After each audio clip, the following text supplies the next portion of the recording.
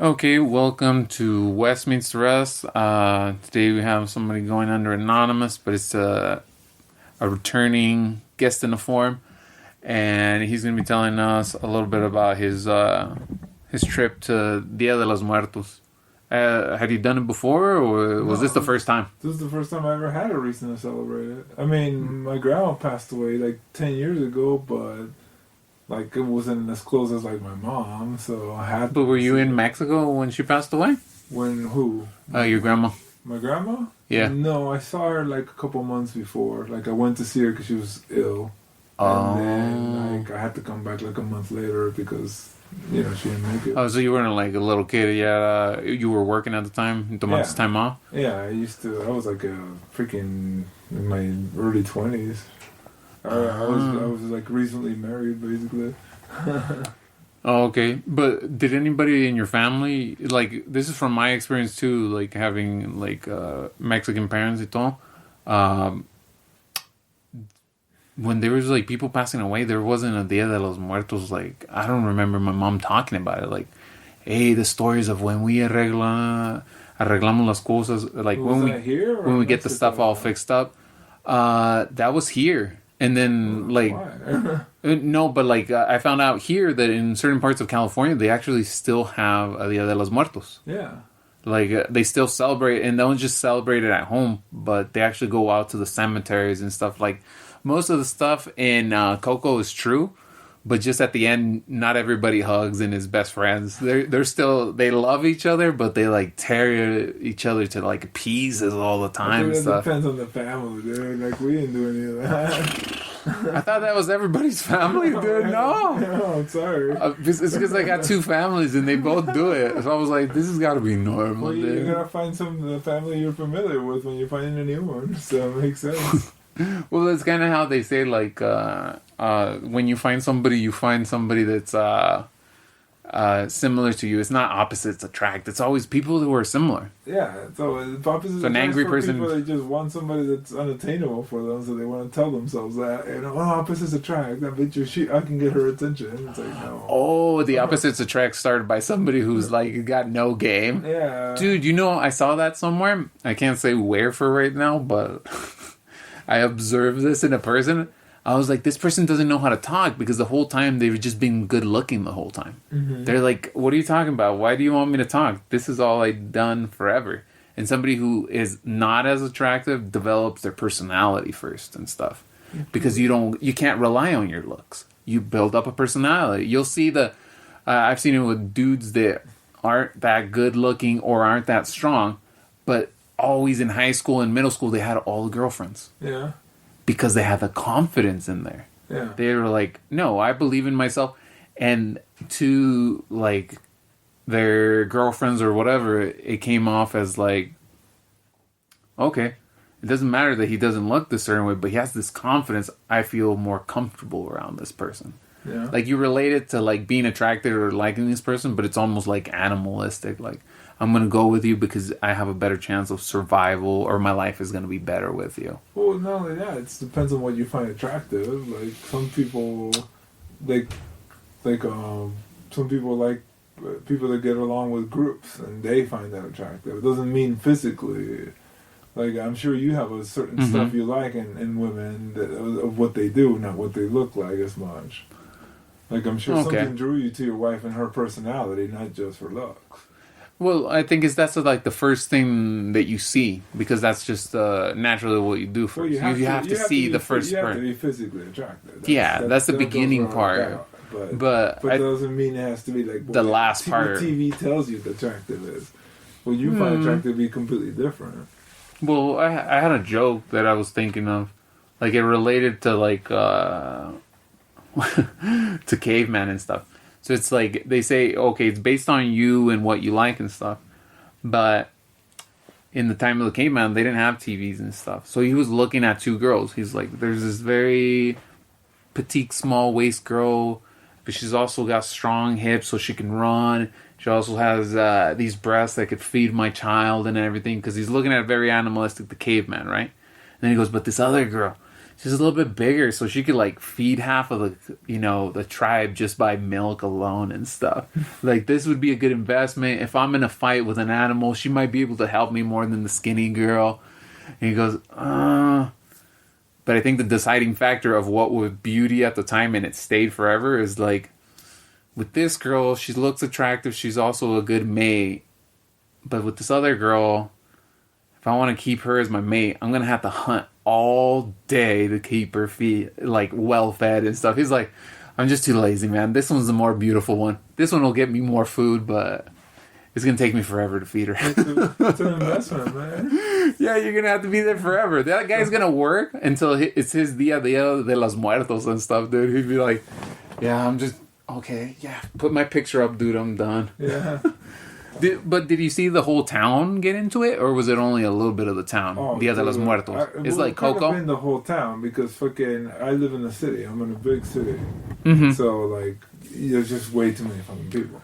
But like when we went to the cemetery, like in the cemetery, as you're going over there, they already had shut off like the entrance because you can drive like inside the cemetery. Like they respected the actual ceremony more than like here or something. Dude, there was just a shit ton of people. It was just everybody was there. They closed it off because there was just no more room for cars. That's the only reason they closed it off. And we parked outside the cemetery and walked there.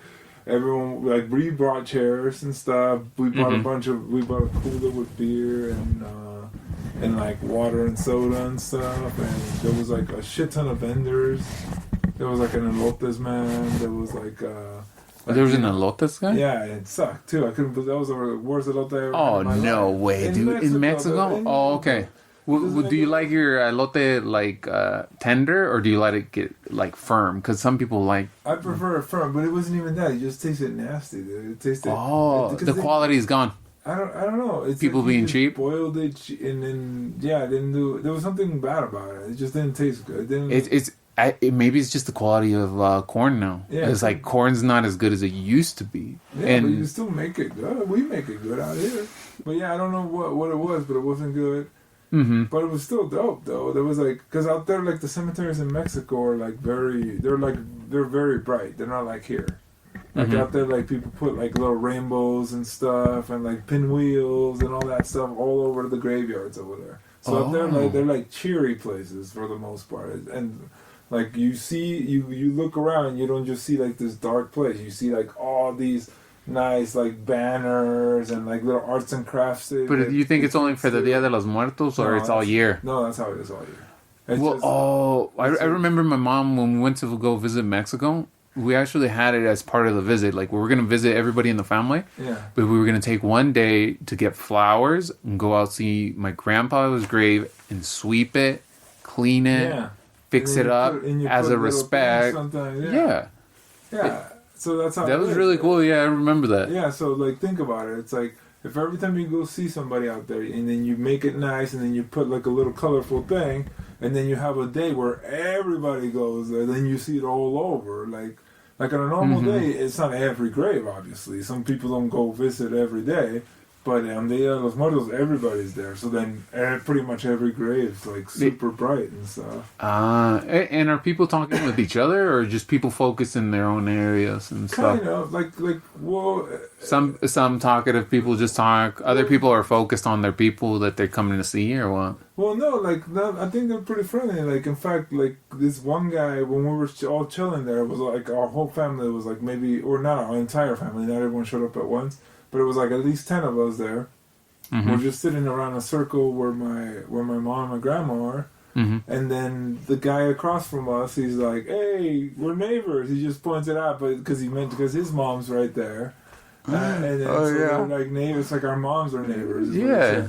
And then he's like, "Oh yeah," so then we just started bullshitting with them, and then like we just kept talking, and he's just like it was about like different stuff, and then like towards it like halfway through the conversation, like, "Oh, beer," because we already had a cooler full of beers, and so we gave him some beer, and he's like, "Oh, sure, why not?" And then like so they had beer too. No, he didn't have beer, but there was a shit ton of people that did. It was just very normal. And you're like, "Here, have a beer, bro." We had a whole cooler full of it. For real? So we went prepared. Do you take food for yourself too? Why we didn't take? We got like snacks. Why didn't that come out in Coco, dude? Like the beers and the hanging out and people passing like a joint around and stuff and shit. They're fucked up. That's why. They filtered it too much. Oh, definitely. There's always beer. It's always beer out there. There's always beer. Yeah. Pretty much every time I go to the cemetery, somebody brings beer. For real? So we can just because beer just means you're gonna sit around and talk. That's all it means. Like right now, we should just be sitting down and talking with a beer. If not, you wouldn't sit around and talk. I see. Even when I went on that cruise to Cabo and I saw my uncle and he took me to his house. While we were waiting for the other cars, we took separate cars. He's just like, well, let's just sit down. So he sat down and pour some beer for me. And it's like, oh, okay. And then we just sat there and drank beer and smoked cigarettes till they showed up. It's just like, that's just kind of how you talk. You always, if you got time to talk, you got time to get a drink real quick. Well, it's also like you saying, hey, if you want to come and relax with me, let's relax and stuff. Because I felt it too, like even here on the podcast and stuff, where I started talking and I knew what I was gonna say. Me and this other person already said it, but the moment we hit record, I was shaky. But then I took a little sip of alcohol. So you could be against alcohol and never drink it, but take a little sip if you're ever shaky. It takes away the shakes. Yeah. Like it calms your nerves. It really isn't just myth. It took me from vibrating to like, okay, I'm good. Like if you vibrating and like being shaky and scared was like a switch in your body, you taking a little bit of alcohol is turning it off, and then you're like, okay, I'm good. My system was glitching, and now I fixed it and shit. Yeah. But that's how it was in California too. Like I was in college, I could go out and drink Saturday, Friday, and Sunday, and not even have one single penny. Because everybody else was willing to share their beer. Yeah. Like almost in a way like to share therapy. And it's used in a certain way and it could be used to take away the shakes, but it's definitely not good to be used to take away depression because it causes it. Yeah. Like you get it's a medicine that's meant to make you as sad as possible to let something out and shit. But it's also a dangerous one because if you go too far, you can go too far. Yeah. The thing is, in Mexico, they're playing on that a little while here, and like nobody ever dies, but a few people die, and they get too drunk. Like I always see everybody drink all night, and they act like belligerent and drunk. I've never had that experience where like, or they start yelling and like. Do you want to come over to like see my family in Mexico? Oh, I'd be interested. I would love that. I'm not directly involved, so I would just enjoy the. You just be laughing in the background. Okay. How about this one? You went to visit a lot your family in Mexico. Do you guys do this where it's late night, everybody's hanged out, and everybody picks a spot somewhere in the house, and everybody's just hanging out and talking because you're visiting. You're coming to visit from somewhere else, and you spend all night kind of talking. Yeah. People talk. The difference in one of my family's house, they would go in. It'd be nighttime. You've gone to the plaza, where it's like a local mall, and you've hanged out. You sit down. Now you're going to eat like a bread, some sweet bread, and a cup of milk. Yeah. And then other people sit down. And then another one sits down. And once you're halfway done through your bread, everyone starts just like roasting each other. Saying a joke about you, saying a joke about you, and then get you back.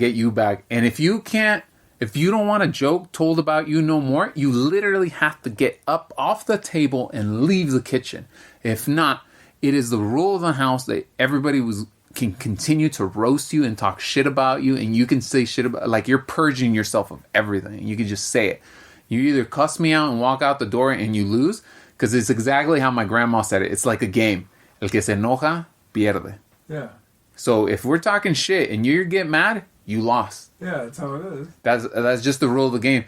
But so with you guys, you guys would hang out and everybody just be talking shit about each other. No, that's my wife's family, but we don't do that. That's my wife's family. Yeah, we don't like for real talk bad about each other. We're like talking jokes about each other. Somebody gets like offended at a certain point, but we're not trying to hurt each other. We're trying to talk like make fun of each other. No, see, like joke. That sounds better because the only thing I've noticed once in a while is like certain cliques of the family will get together, and then they'll start talking about somebody that's not involved until they come in, and like that happens.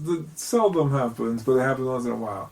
Okay. And that's the worst I've seen. I've never participated because I was always the kid. Now as an adult, I don't really have a stake in there because it's like, what are they gonna say about me? They barely know anything about me. I'm out here. Have you ever been sitting in on those focus groups that they do like that? I'm talking shit about each other. Yeah, but I always dismiss it because I always just think like I don't believe like that. I will straight up tell them like, no, I don't see it like that. And then they'll be like, well, why would they do that? I'll be like, maybe it was this, maybe it was this. I'm not gonna just think the worst and take offense to it. Like it doesn't matter to me. Well, that's really cool. You're doing like not just because we're friends and stuff, but like you're doing the stuff that a lot of people should be doing. Don't automatically assume because everybody's making this other person sound evil that they are evil. It's more like, why are they acting that way? Like, maybe you should talk to them. Maybe they're being assholes because of another reason. If they're just being an asshole to be an asshole, okay, then you're right, they're an asshole. Yeah.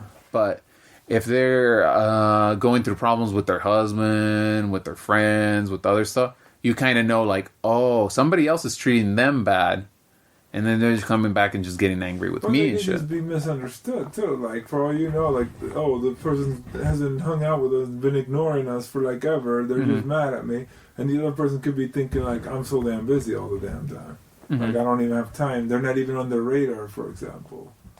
So it's just like there's just too many what ifs. So why always think the worst one? And then the worst one always upsets you, and it might upset them. But even if they get upset, like then you just have two upset people. That doesn't really help anything. Yeah, that just fucks things up more.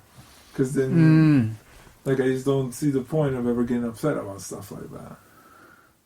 Well, in a way, what you're trying to do is stop feeding the poison that like they want to keep feeding it. Well, yeah, like you the moment you participate in it, you can feel it. You can feel it. You're like, man, I'm being really shitty. Like this is how they feel. But don't you think people get used to the poison though? Like you get used to living in like hatred. You can even like it, yeah. But masochist.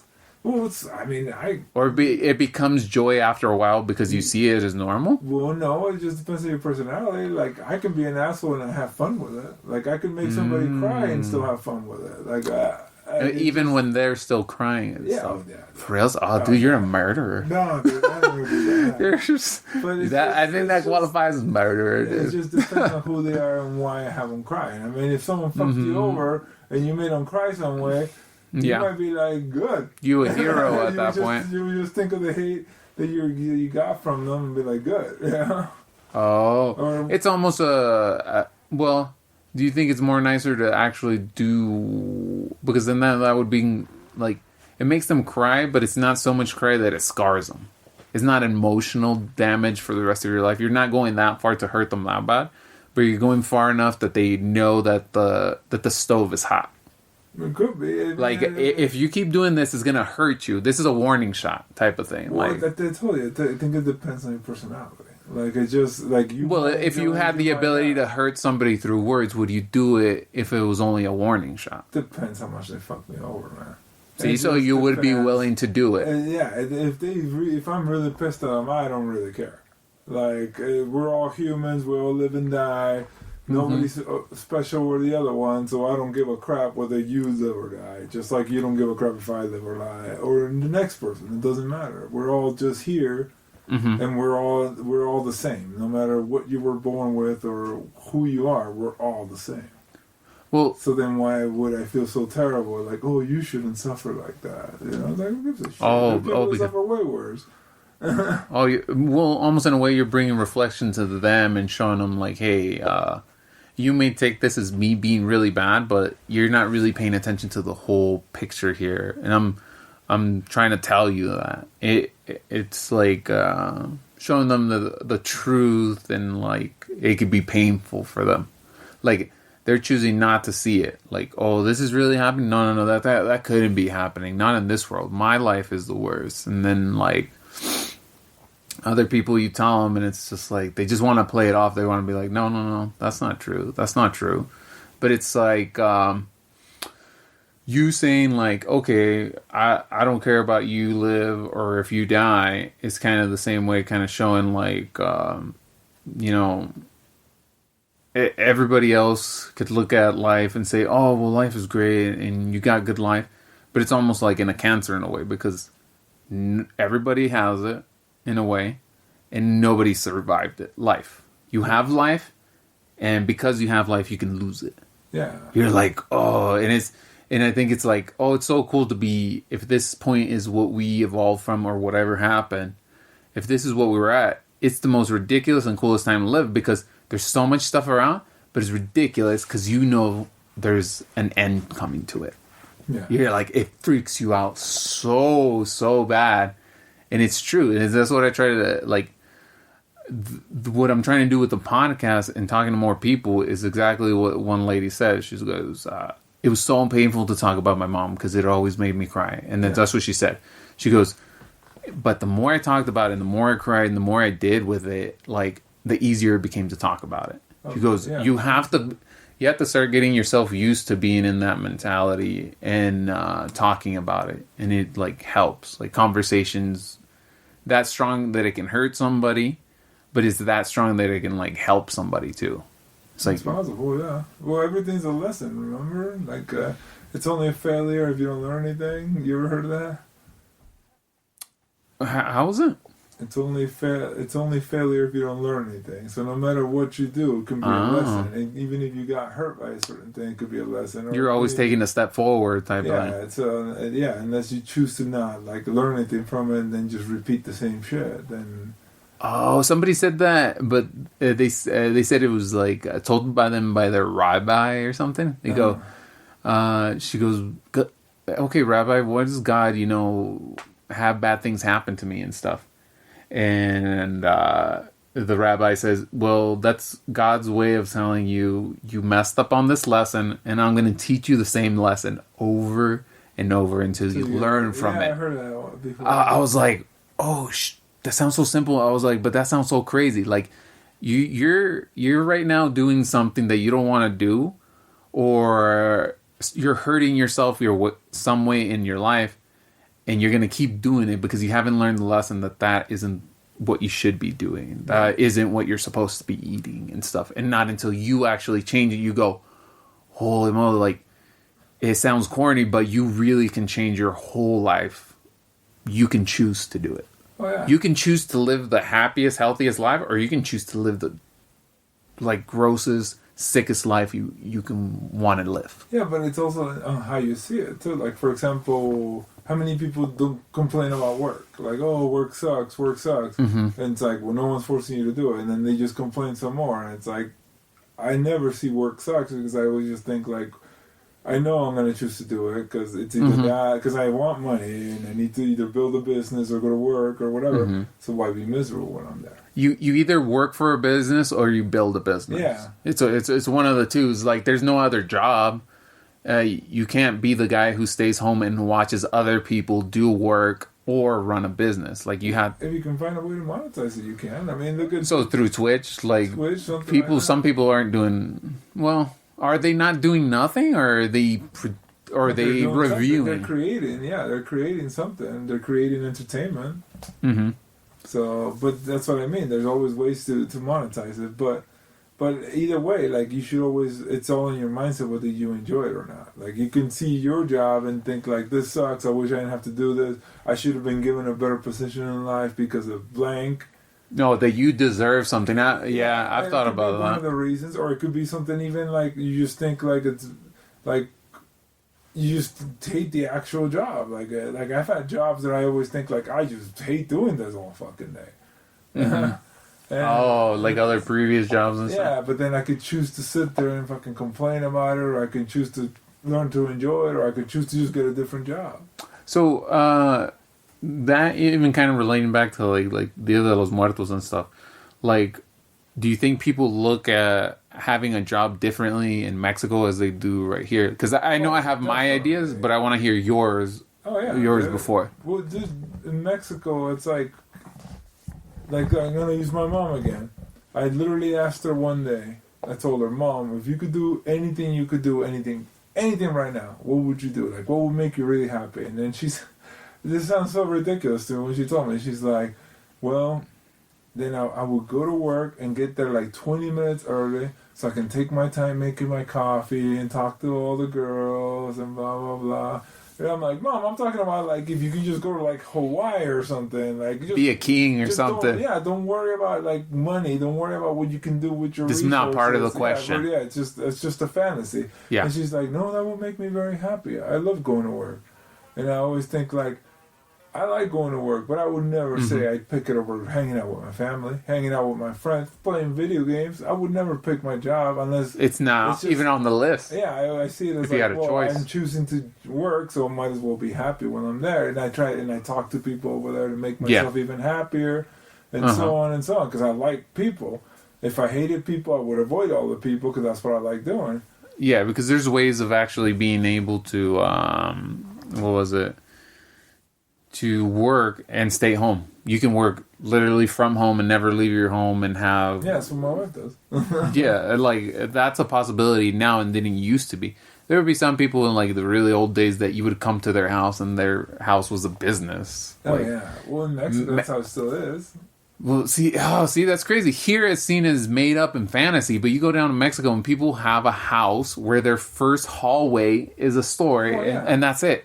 It's not even really a house. It's just a hallway, and it has a table on it, and it's a store. And this still goes on right now, and it's commonplace because it's part of the community and stuff. My sister's vegan, so when we went to for real? Mexico, she had to find like a vegan place to eat. And you know, out there, like they don't have the bullshit they have in California, where everything's vegan and raised They have free or whatever. They have tomatoes and onion and cilantro. So they found this place on the internet, and they went there, and she's like, "Yeah, it was just like this woman's garage."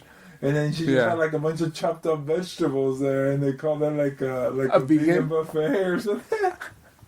They don't even know what it is, dude. Like they think you can't understand it. Like even the concept of veganism is not there. Like my aunt will always make food for my sister, for my sister, and she'll always be like, "Oh, I made it for you, so you can eat it." And then they're like, "That's chicken broth and like stuff like that." It's like, but dude, what did your sister do to eat though? Sometimes she just ate it like to be courteous, but she definitely hated it. I see. And just then, being nice. And then like not only that, like they were afraid to eat the raw like fruits and vegetables because you know like because Americans can't handle Mexican food a lot of times. And going down there. And they always fruits. I've always seen it from. The worst, dude. I've always seen it more from local water. Is like local the biggest. Local water is the worst. Yeah, okay. Local water is the worst. But like fruits is up there. Fruit because of the bugs. Water and the bugs and whatever. Every time it rains, they would get inside all the bugs, and then people in Mexico would say like, if it rains, the fruit is gonna rot, and it's like it didn't rot. It had water on it, so it grew and it peeled open. It was enough for the bugs to get in there, and then they thought that was the way that it got in. That inside the water droplets were the bugs, and they were getting inside. I was like, this is ridiculous. It's like it's a different world because of the technology and people not being focused on technology as much as they are here. Oh, yeah. Well, you know, Mexico, one thing that was trips me out about Mexico, because you keep saying, like, people see the world and stuff. But see, I come from a tiny town of 10,000, and back then it was probably like 2,000, dude. Yeah. You come from a city that's a different life. Oh, yeah. Dude. So people were more connected to the modern stuff. Oh, yeah. I didn't feel like when I came to the U.S., like, I just thought things you didn't were see a cleaner. difference in them. I thought things were cleaner. That's about it. Over there, if it doesn't rain for too long, people don't have running water unless you have a well. Oh, that sucks. It's like real old classic Mexico, and that's still seen higher than my wife's, where she's has a family that are like super indigenous. Like my wife on a DNA test, I don't know if it's true or not, came up like 75% like native of Mexico. Really? I was like, you didn't need that test for that, though. just looked at you. I mean, like, yes, you always get yeah, right on the front. There's like a cactus right on the forehead is what people say. That's what he's saying right now. Because you can tell somebody who's Aztec. You can tell somebody who's native from America. You see the native in them. You see the native of like Australia, and you're like, oh, that's a native of Australia. Like they have a look, because that's the evolution and where they were at, and everybody else was still migrating more, and that section wasn't. Yeah, like you see it still there. My wife was like, yeah, but then with me, it's got like Arabic, it's got Spaniard, it's got Moroccan, it's got even Scottish, and like all these mix of different places, and a few bits from like Africa. And not everybody has this. Yeah. Everybody has it a little bit different. I don't know if it's true or not, but it's crazy because as time goes by, they keep changing the percentages, but they always change the percentage to like something higher. And but it's them really telling you the truth. They're like, yeah, science is changing. We're pinpointing more. And I went from like 16% like Italian to being like 2%. Because they were like, oh, no, we kind of made a mistake there. This is actually where you're at. I was like, oh, man, there goes my cool DNA. Like the tough guy, the Italian guy. It's like, if you had a country, like, wouldn't you wish you had a certain percentage of a country because it's cool to you? Yeah, I guess. Like, what would you have? Well, I like Mexican. You're like, I just want to be an Aztec warrior, dude. I don't know, dude. You're too tall, dude. You're like a mix of an Aztec warrior with like the first Russian giant that came over. They're like, oh, look at that guy. Yeah, I don't know how the hell it happened, but yeah, I like Mexico a lot. So wow. So when you went over there, it was really enjoyable to like be part of that long tradition of Dia de los Muertos, because that's not something that's done everywhere and stuff. No, man, that's definitely a Mexico thing. It feels like a Mexico thing. Everyone's all happy when there's a bunch of dead people around. I mean, only Mexico will do that. Oh. Yeah, it's just kind of different depending the areas and stuff. Porque like you think all of Mexico was that way by like Coco and stuff, and like Book of Life and stuff. Everybody Dia de los Muertos, but it's like my family's town was a 10,000 one, and very few to nobody used to do it. What they used to do was like an altar when people did die, though.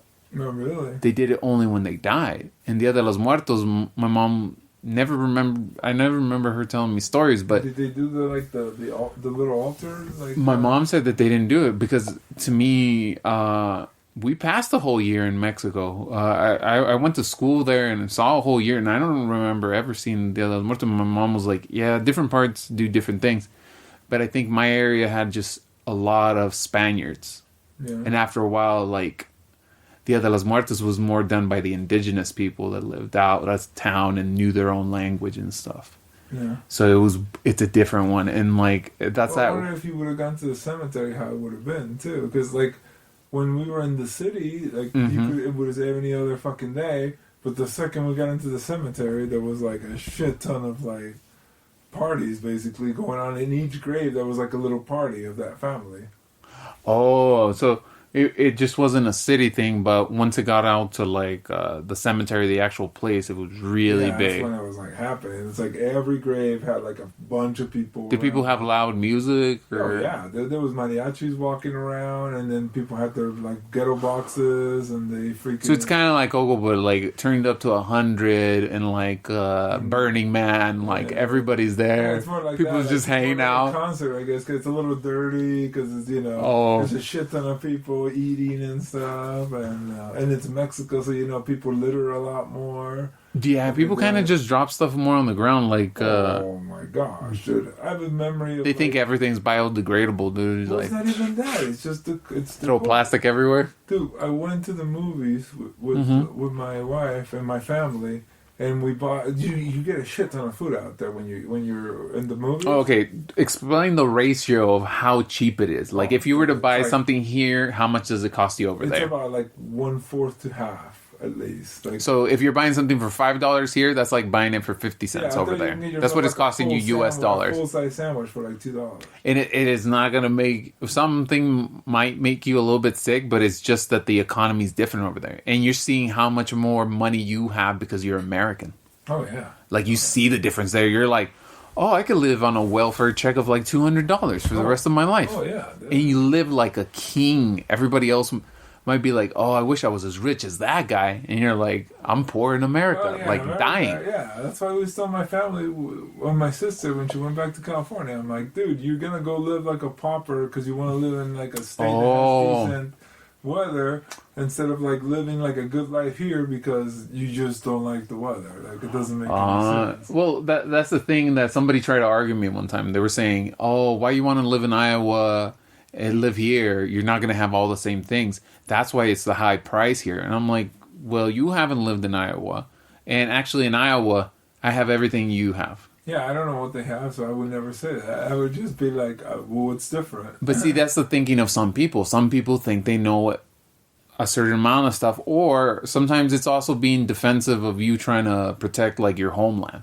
Yeah. This is what I call my homeland. You can't discriminate. This person's from here, so it's like, yeah, you don't want to. And it's like, oh well, what about like you're not gonna be able to get the same comedy people in Iowa as you do here. I was like, Well, not even true. jokes Everybody goes out there. But still, I would think some jokes will land more over there than out here. Like, It depends what flavor you're looking at. Like like every time I see like a comedian from California, I have to explain half the stuff to my wife because she doesn't get like the culture out there. oh, Like, because out she's there, like, she's got East Coast and you got West Coast and stuff. Yeah, so I'd be like, no, that's not what that means. Well, it's the That same means thing in this. Mexico too. Like you got regions where people know about how certain things are said, and in other parts they're said a different way. Like a lot of people don't know this. Like, when we were all upstairs talking with your wife, is like she was like, "I know Spanish, but I don't know slang," and that's 90% of the language down there. Oh yeah, That's why tourism.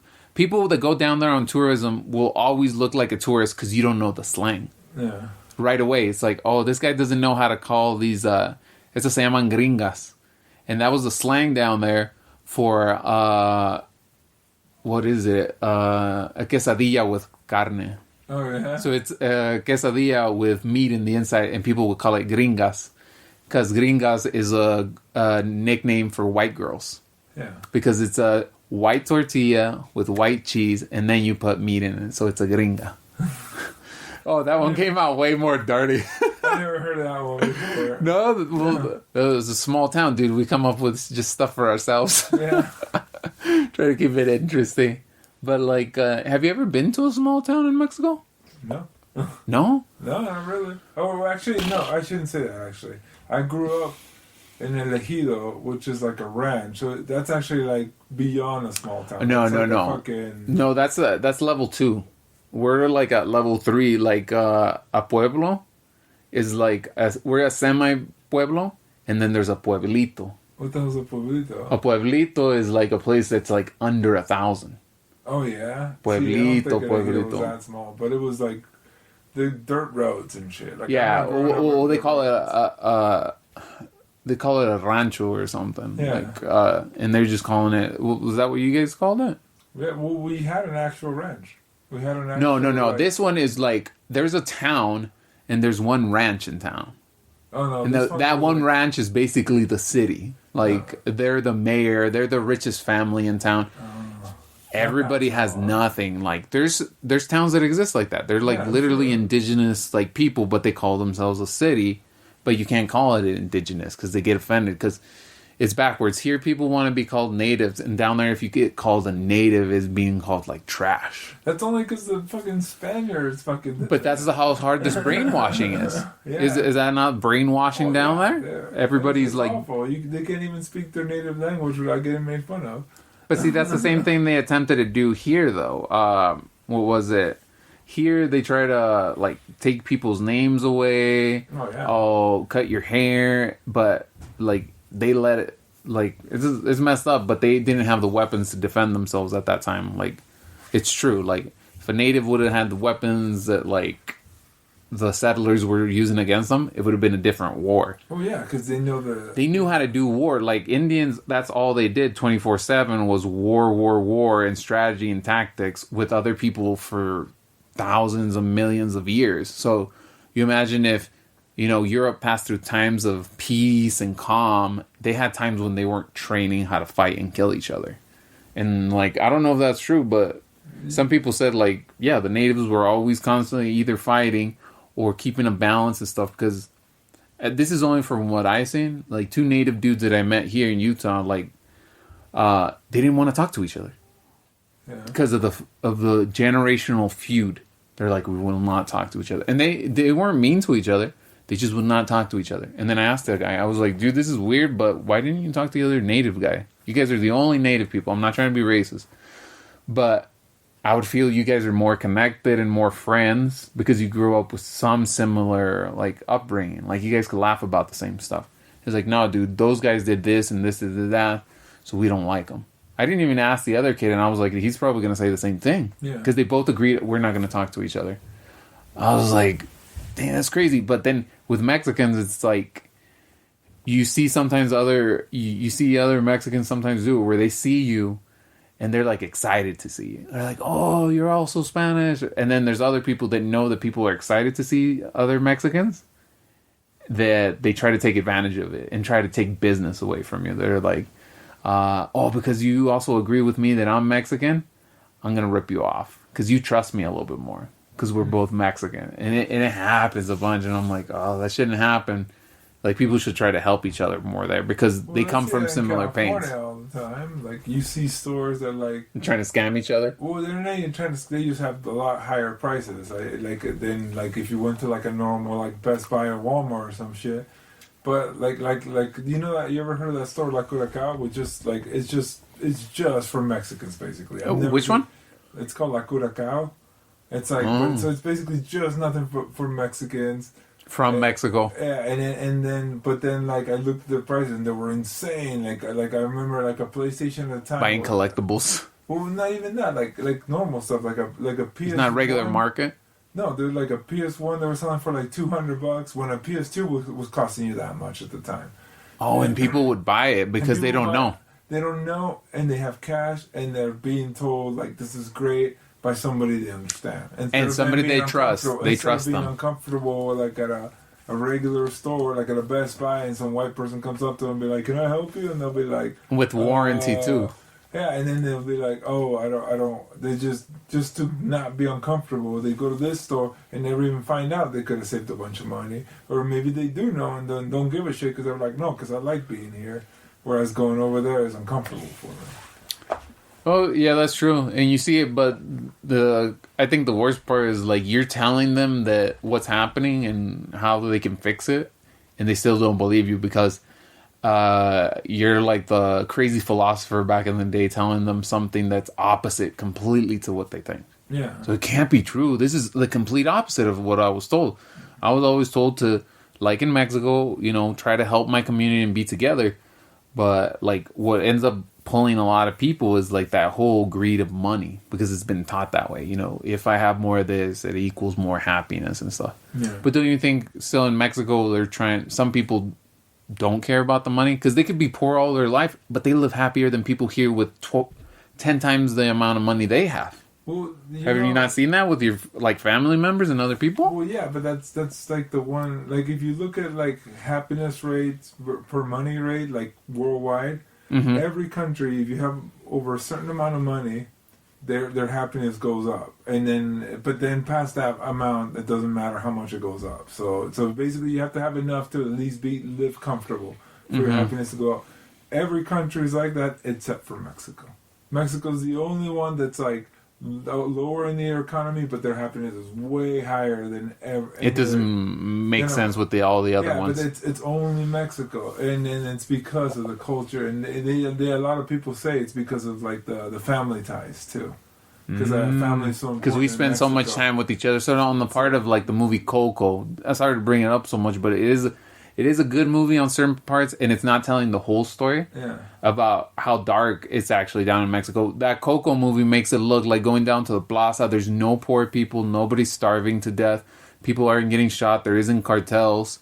It's like, it's telling you... Well, it's a kid's movie. It's a kid's movie, but it's also kind of telling you how Mexico used to be at a certain point in time. Yeah, Mexico at a certain point in time used to be peaceful as heck. There was like so good. I'm sure it's still like that. Like if you go to certain little towns, there's no drug. Nothing. Actually, yeah, that's true. Because I seen a documentary where there was towns where people were fighting to keep their community the same and calm and safe and everything. But then... as soon as they started making money, people started getting corrupted. So it was like, as long as you keep like the community together and didn't involve money, it kept the community good. But the moment this guy that started like a crusader thing where he was like helping people and stopping the cartel from coming in there, and now he had popularity and he had all the money and he could now make the drugs, he got corrupted. Yeah. Right on the documentary. Like you see it happen and you know it's like legit, it's not staged. You're like, that's a real dude, and that's real Mexico, and you're like, oh shoot, You literally saw somebody become corrupted, like, on film. But they had it in them. But it all depends too, like how we are. Like you know how like down the Because some people towns, don't, yeah. But even then, like it just depends on how you see it. Like there, you know how like in a lot of towns, some of those cartel guys are seen as like heroes. Like people worship them and stuff because they're people famous. made it big, and then they came back, and then they're like, I grew up here. This is my community. Here, and then those guys take care of the community. Oh, they actually put back into there. So then everybody in the town loves them. They don't give a shit that they're selling drugs or killing people. Or killing people. They don't give a crap about that. They're just seeing like this guy's taking care of us. So and nobody else does. Going back, and then like you said, nobody else. The government don't give a shit. The government's corrupt as fuck. Well, that brings me to one thing that I do tell people, and people don't know about it. It's like here in the U.S. we know the government doesn't do anything, and we make our lives miserable. In Mexico, people know the government will never do anything for them. Yeah. They take care of themselves. Yeah. They're like, we're going to govern this city. We're our own mayors and districts of areas, of parts of town. We're going to take care of it. Because everybody that's in the office that has money that's getting in from the rest of the government, from us, is going to use it to make themselves rich. Yeah. Let them do whatever. And they change their own happiness. They're like, we're just going to keep being happy and stuff. I've had an uncle that worked here, and he was like, yeah, I made 10 times more money over there. He goes, but you know what I have that you don't? He goes, I'm happy every single day. Yeah. And I was like, shit, I'm in middle school, but he's right. He was right. He was like, the life I lived over there in Kansas City is not the life I live here. And I live in a little like house that I constructed on top of my dad's house. That's basically a row house. You go in a straight line and you go through all of them. You go upstairs and it's in the garage area, and it's been shrunk and reshapen. Like it was mini house before the mini house. Yeah. Or before even the row house. Like you see it and you're like, wow, that architecture is crazy. Yeah. But anywhere else you would downplay it. Like that's the one thing I hate the most, that people talk shit about like Mexico. And that's why I did that one thing I was telling you. I took my name, and I've always loved how it was pronounced since the moment I was born, which is Eric Zaragoza. Yeah. And that's Eric Zaragoza in the U.S. And I'm like, no, this is how you say it. And then people would say it right, and they're like, oh, that's cool. But no matter if I spell it the certain way or the right way or the Spanish way, people will never pronounce it right. Mm-hmm. So what I'm going to do from this point on, I'm going to write it the phonetic way. So people have to pronounce it. And if they can't say it, they can't say it. And I will tell them how to say it, which is Eric Zaragoza. And it's going to be spelled all phonetic and stuff like that. But it lets you keep a part of your identity. When you come to a country and they tell you can't say your name the way you've been born to say it, you lose a part of your own identity. Because you're telling me I can't say what I love to say my name as, what my parents call me. But there's somebody from Brazil that comes here and it's spelled Jose, but he can be called Jose. He can be Jose, but call himself Joseph. You know, but if I call myself Jose and you don't say it Jose, you keep saying it Jose, which is kind of similar there, but like in the difference of saying Eric and Eric, it's two different words. Oh, yeah. But you're telling me because I live here, I have to say it that way. But why do all those other races get to say their name exactly how they want to say them? Why does the Indian guy, the guy from Africa, the guy from France get to say his French-style name, and only Mexicans get targeted in this country to be said, you have to say it the other way? I don't know, man. I think Asians get targeted the worst. Freaking, because like most Asians like have like an American name. They don't even have. They don't. People can't pronounce. At least, Was somebody knocking? No. No. Oh, okay. No, go ahead. So freaking, you know how here, like we just get our names mispronounced, but like Asians, like I knew a lot of Asians that just had like an American name, like they would have like a name like Ashley. Oh, that was their alias. Yeah, it's like when they came here, nobody can say their original name so bad. That they just, but do they keep their original still name on birth certificate, or they change it completely? Depends, dude. Some people do have it. They do change it, like for their green card and shit like that. That becomes your official name. Yeah. Well, kind of for this, like if I what I'm choosing to do is this is my career, like being a podcaster, talking to people, and just providing like a service as like just hanging out and being friends with people. It's like I can tell people what I want to be called and just call it. But if you belong to the government and you work for their jobs, like everybody always tries to force you to fit in with everything else. You have to say it this way. Well, it's because they hold your life with the money. Yeah. Like, and in Mexico, they give them no money, and then it still can't the government can't hold the people. Like, you see my uncle making little to nothing, and he still lives a day-to-day happier because he's gotten to that point where he says the government doesn't control anything. Yeah. Because they're not gonna until they come down here and pull me from my hands and feet. Like, they're not gonna do anything. And Mexico has a history that if government ever gets involved too much with their lives, they'll cause a revolution. Well, they've had a history. I don't know. That's what I'm saying. Starting to turn a lot into the U.S., man. Everything's starting to get organized and stuff. You think it's gonna switch into the government having all control? Yeah, it's gonna switch. It's just like with everything. Because they said they were even gonna try like cracking down on drugs and stuff, and even do it federal. Like, it's legal. Like, you guys lose all money. You guys lose all money of being able to sell drugs illegally. We're gonna sell them. Well, yeah, you cut the market for it, and then they take the power away from the cartels and stuff. Yeah, but then you give it to another big entity that doesn't have our best interest in mind either. So you think, well, the thing is, like, okay, in that one, you're saying, like, the cartel's acting like a local service and local economy, but it's also acting as local governor and executioner, that they can choose who stays, who goes. Oh, yeah. But so that's the only trade-off. What do you mean? Like, our government does that all the time. No, like kill people or put people in prison and stuff. It's never any different. If you look at like history, if you say Stalin the wrong things, shit, like Stalin was a perfect example of that with his secret police. He would just be like, "Oh, this person's talking against me." All of a sudden, some people would show up at night, and that person would disappear. There's been a million stories about that happening in the U.S. where like somebody spoke against the government, or like Epstein, like the latest one, Epstein. Oh, for real? Yeah, like Epstein, he had a ton of dirt on powerful people, and then he committed suicide in a way he shouldn't have committed suicide. Like, there was no way for him to do it, and then his guards were like, he was supposed to be in the constant watch, and for some reason his guards like fell asleep, or I forgot what the excuse coincidence was. Yeah. But it's like, no, it's because he had a bunch of dirt on really powerful people, and he said he was gonna talk. Oh yeah, and so then they all of a sudden, he's dead now he can't talk. Well, what a shame.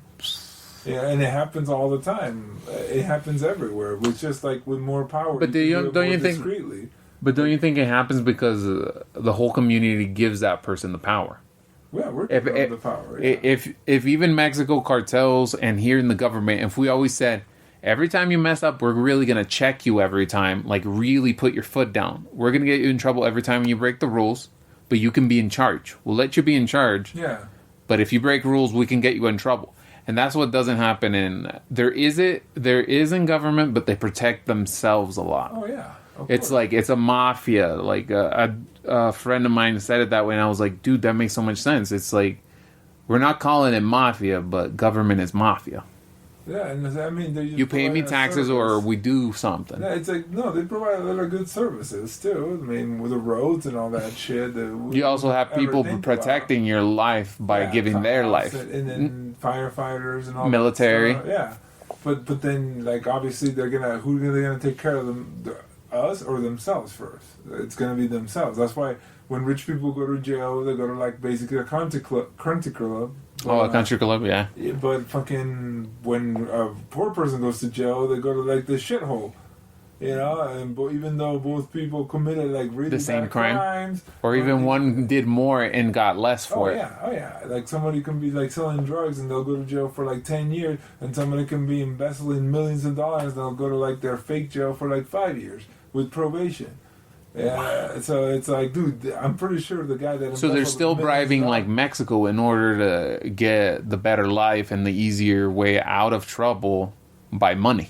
Oh yeah, it's always money. Money controls things. That's what I mean, though. If you had all the money and all the power, first laws you would write would be like, okay, if Dude, I didn't even think about that. If I fuck up, I'm gonna like this. I'm responsible. Yeah. So then I'm gonna just like you. So I get a slap on the wrist, and then but then when you're running the rules for everybody else is like something you're never gonna do. Like if you're a rich guy, you're never gonna fucking be out peddling drugs or prostitution. Then you go, oh yeah, those people are terrible. They should get harsh punishment. Oh, okay. So with that, like, if you went in or you saw somebody go in and say, I will respond for the same amount of crimes that you do, and actually prove it and do it, would then that kind of show you like a government that's actually trying to work with you, trying to do something like showing, I'll believe we're all the same, so we all get the same punishment. Well, didn't they? I don't know if it was myth or not. Like, do you know anything about like how in the old days, like knights in armor and shit, did kings really ride into battle, or was that a fake lie? Because they made it sound like they fought side by side with them. Like,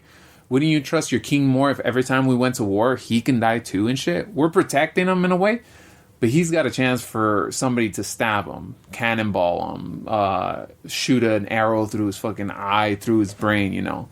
But he's out there doing the same thing you're asking him to do. Oh yeah, like, that makes sense. That would be way better for morale. But who knows, like, if that ever happened, or those are your stories to make people. Oh, and somebody made it up, hyped it up, dude. Yeah. Every king was sitting back home like a president. They were like, oh no, dude, who's the writer guy? Are you the story guy?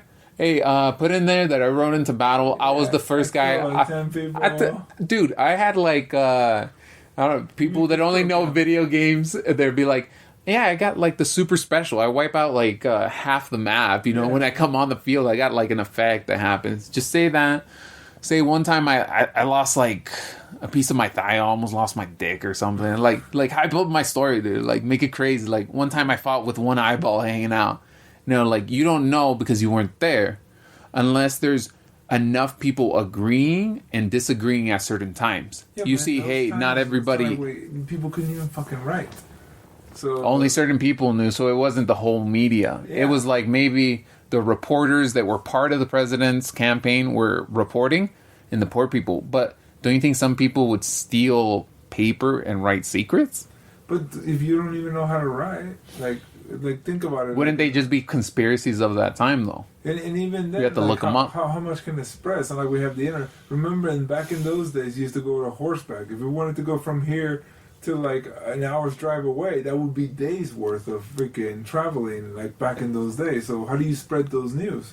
And also on top of that, you'd be risking your life. Yeah. Going out to do something, just send a message. Was like, I'm gonna risk my life this winter, so you guys know that this is happening and stuff. Or the president needs to tell this other guy that they're gonna do these taxes. Now I gotta ride, because it's the only job I have. I have to go through the winter and risk my life and shit. Not only that, you're risking way more than that. Think about it. Like, let's say the king is putting out a story and you're countering that story, right? Mm-hmm. And the king hears about, hey, people are countering my story. So he tells all his guard, hey, get rid of whoever the hell's countering all those stories, because I want this narrative to. The whole Stalin technique used to be used back then. Yeah, it's like, I don't like. Eradicate the story. Yeah, and then so you kill the story. Then whoever wants to tell that story again, they're gonna be like, don't say it. Fuck that. Don't say the joke the way they used to say it, bro. Switch it. You can't say that word here.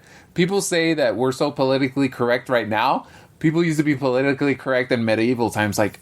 You're not supposed to say bad and king together, dude. That's a bad word. Oh, yeah, you'll die. That's a crime, basically. Yeah, they'll rub rats with plague on your face, dude. They'll make it look like an accident. That's how they used to kill. The FBI used to kill people back in the day.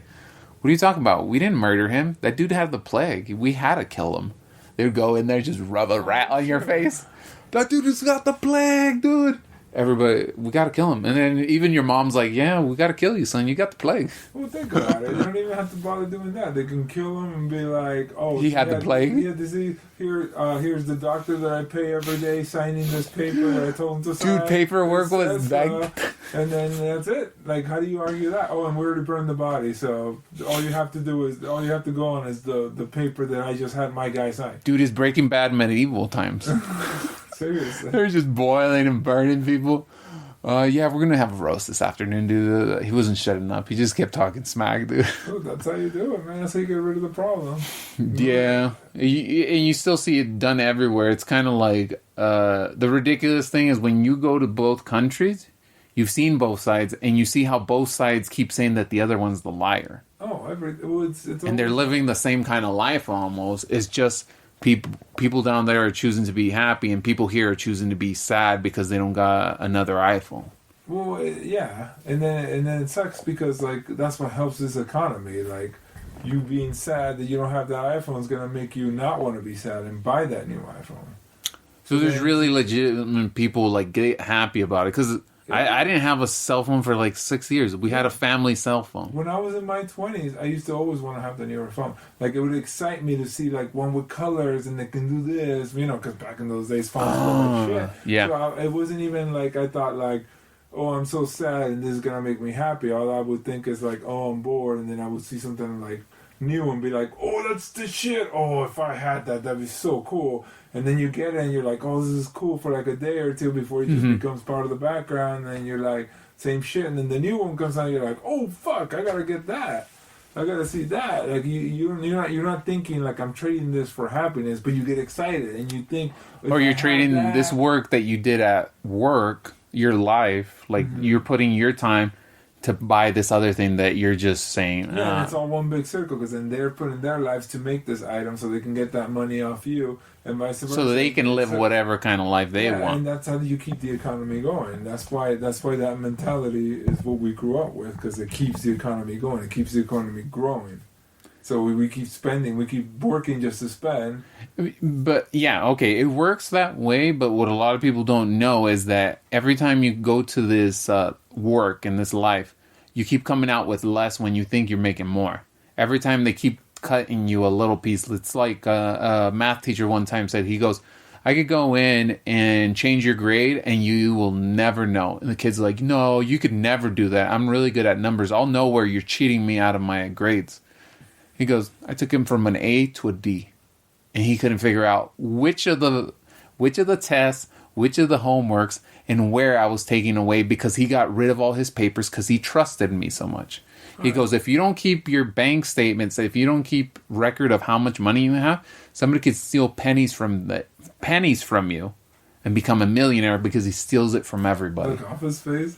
That's what happened? Yeah, that's what happened in Office Space. Dude, I don't remember it that well, but it's a perfect example. But that's a perfect example of comedy telling you the truth that's happening in your own government and people laughing about it, but it's an actual secret being told to everybody. But like, see, this is going on. I don't even think they need to do that because they have us trained so well. They just make a new thing. Like, for example, 20 years, how much do you pay for your cell phone right now? I service? Yeah. We pay $35 per $70 for me and my wife. How much did you pay 20 years ago for your cell phone? Dude, you could pay like 80 just for one or 100. Okay, most of us didn't even have cell phones 20 years ago. 20 years ago? Oh, no. I was thinking like the first time I got cell phones is what you're saying. Like, first time I got a cell phone was 2006. But that's my whole point though. Like we could never live without a cell phone, Bill, because we all have to have cell phones. But before, no, you don't have to have a cell phone. Come on, I didn't have a cell phone for 6 years. Yeah, but come on, dude. Most people. So you're just not counting me as a normal part of it? Most people in this country have a phone, including yourself. Barely right now, and I only got it because I wanted to do like podcasting. But that's what I mean though. Like they just come up with new ways for us to spend our money. Before, nobody had streaming services. Mm-hmm. Nobody had internet. Mm-hmm. So now you have now it's getting to one thing provided the other was to provide the next one. Like, people have like so many streaming services that it's an actual bill. It could be like it can add up. So that's all they have to do to keep taking your money away. Even if the country starts becoming richer, we're like, oh, everybody has more than enough to buy their house and their food. They'll just go up with a new thing for you to get in debt for, so you can always stay at the same level. You're never just gonna. But nobody's forcing you to buy it, though. Nobody's forcing it, and I'm saying that. But that's just how it works. That's just how you keep the economy going. You just keep money. Well, it's because the majority of the people are part of that. Like actual circle. Yeah. Like 98% of everybody buys and buys when the marketplace is there. Maybe it's 10, I don't know. But it's like when you don't jump in it and you figure out a different way to it, we can actually live off of way less. Yeah, but because we used to live here and pay like 1,200 for rent, still electricity on top of that, still heating on top of that, Netflix and Hulu only, so it wasn't that much there. I still got to pay gas like everybody. I had 3 adults, me, my wife, and my brother, my 2 kids, very little, in diapers, and I used to live off of $15 an hour. Mm-hmm. That's supposed to be impossible because more than half of my income is going to rent, and I have one single check to live the whole month. And I would live the whole month, and I wouldn't even eat bad because we would budget a bunch of stuff out there I would never waste on, and by the end of the month, I would be eating stuff from like Whole Foods or eating a good steak or going out to somewhere locally. I wouldn't be traveling as far because I don't have the money. I have such a small budget, but I didn't live a very restricted life or poor life, and I shouldn't have had enough money. So it kind of shows you can choose to live a certain way, or you can just try it a little bit differently. And what do you got to lose and shit? You're gonna die either way. So why not give it a different try? No, but I think most people just get taught this is how you do it. Mm-hmm. You should spend all this money, if not just make more money.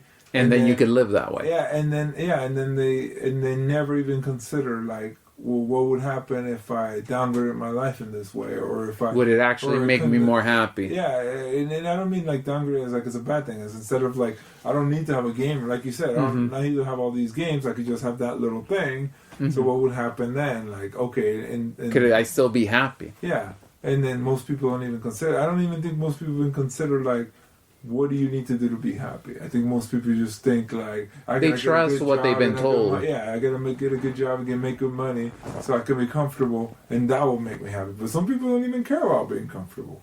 Some people and they can want still the be excitement. happy. Yeah, and some people who knows? It just depends on what your values are. But nobody ever thinks like that. Everybody just thinks this is what you're supposed to do to be happy. You're supposed to get married, have kids, have your house, have a good job, and that's what will make you happy. But it's Did you have a certain point where you saw it that way? Where you're oh, definitely. When I was younger, I definitely thought it's all about making money.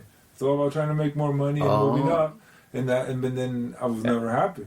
At what point did you kind of put the 2 and 2 together, saying, hey, really what I was told wasn't really how you get happy? Was it just kind of you experiencing something or being around somebody, and then you kind of it made you kind of stand back and say, oh, okay, everybody's looking at the TV and nobody knows that they're looking at the TV type of thing.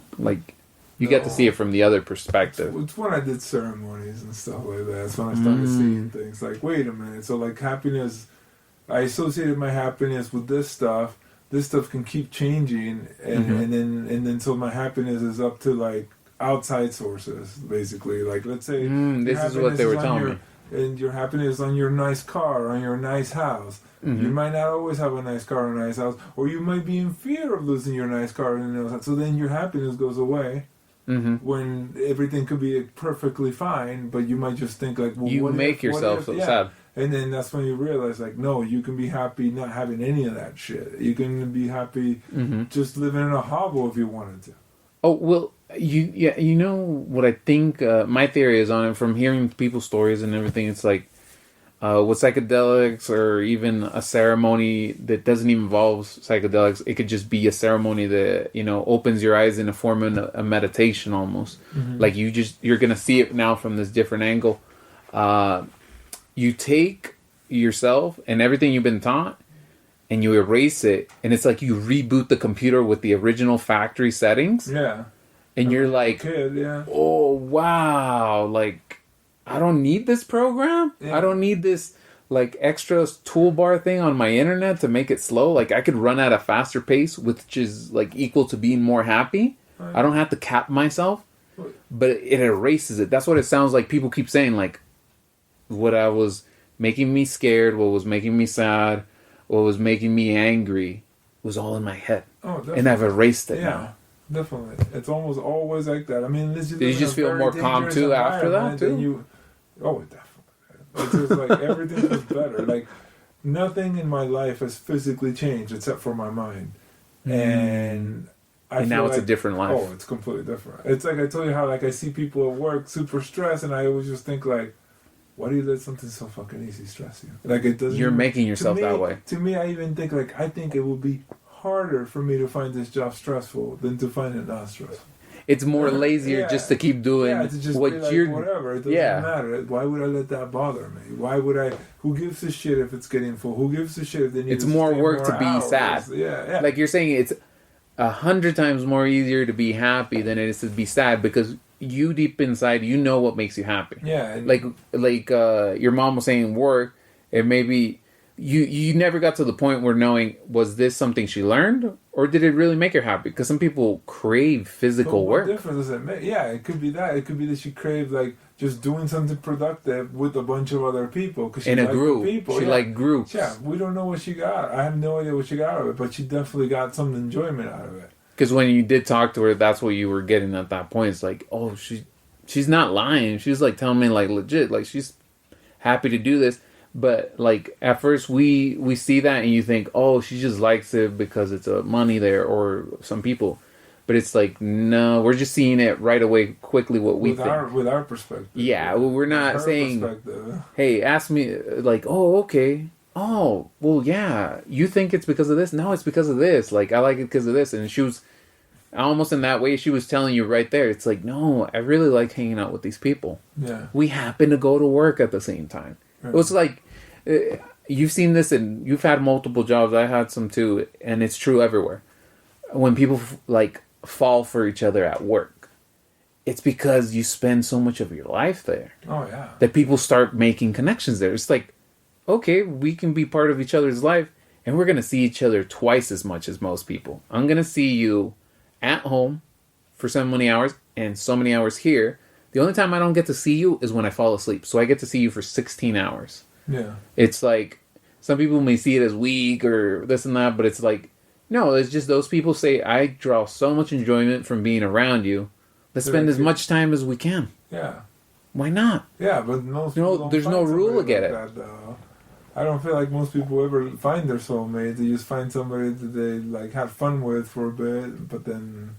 And this is just the part of my life that's going to be not so good as the other part. You just think, oh, it's supposed to get boring. It's supposed to get shitty. Yeah, it's supposed to. Yeah, when in reality, it's like no, they're supposed to get better because you're supposed to like them more because you know them better. Well, I've told my wife this, and I told other people. It sounds like corny to some people, but it's like no, if you found your person and you get married or you just get together and you become each other's partners or just say you're going to be part of each other's lives, like you become like best friends and stuff. Oh, yeah, and it's like, definitely. Why would I not want my wife to be my best friend? It's like this person's the one person I'm saying I want to hang out with you the most. Oh yeah, well it's like a best friend. Why not? You can have sex with. It's just better. It's just better. When you say fuck you to your best friend, it's like yeah. Later or right now? Like, what are you talking about? Like you can do the same thing. Like, me and my wife play games all the fucking time. Mm-hmm. Yeah, so I get to do that. But then I get to hang out with this girl instead of just hanging out with one of the guys. So it is a different experience and stuff. It depends on what you enjoy. Like, I enjoy that more. Mm-hmm. So to me, it makes it cooler. Well, it's the thing that you're not opposites attract. You're attracted to somebody that's similar to you, and you have similar likes. Like, my wife, like, didn't like as much video games as I liked when I first met her. Well, it's the same with me, obviously. Yeah, but like weird enough, later on I found out that she did like video games without even knowing that she did. Like, really? Because we share the similar way we are. So if you are similar in a way, that just means she hadn't discovered video games the way you've discovered them. Yeah. You discovered them early time. That's what I told my wife. It's like, it's kind of hard to leave video games, but not because you're addicted to it. It's like, this has been part of my life forever, and it is enjoyable. It is not... Oh, they still excite me, so I would never leave video games. I find them very... Well, I had actually a point in my life where I had left video games completely, and I did feel like I missed out on something in my life, and I did feel happiness when I put them back in. Mm-hmm. But it was kind of a balancing because I'm like, I really, really like video games. So it's a careful type of thing because like, oh, I could spend here all day and night. Oh yeah. I'd be like, no, I'm staying up until this is done. I'm getting all this. I'm gonna try the hardest thing. Okay, I'm not that good at that one. Oh, dude, look, I'm gonna try to do this. Or oh, I'm gonna be a giant troll in this game and see how much fun I could have. It's like because you have so much love for it. It's like you put that much more of your heart into it. Yeah. Yeah, and then people pick up on that. So people might even start liking them because you like them so much, because you're so excited by it that people might be like, "Well, what's Let me give it a excitement try." about? Yeah, like I want to feel that excited, because you do. You want to. That's why that you always want to like. You think like your wife picked it up more because like you were talking about? Well, she used to play games when she was like in high school, and then stopped.